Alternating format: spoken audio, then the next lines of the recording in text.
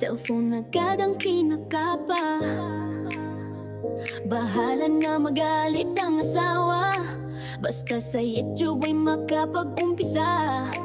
Siya ay si Josefina Adame, sa asparting kapamilya ay bida. Sa bawat araw na ginawa ng Diyos, walang palya na siya sa iyanto ay hahaplos. Pumasok ka sa kanyang bahay para samahan siya na mag-aspar,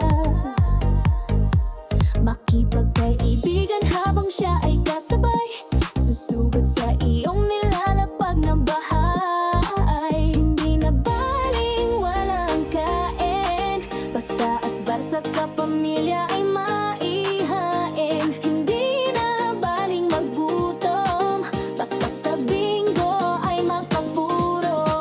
Sa kanyang bahay ay walang talo, dahil hindi ka rin naman mananalo.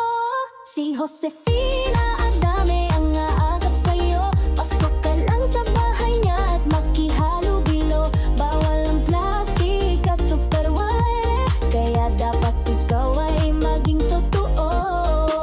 Basta si Josefina ang nagkwento, palyado at tubos ang buong araw mo. Kaya tara na na maasbar kay Josefina Adame, dahil sigurado lawit ang dila mo lagi sa kakatawa at kakakwento.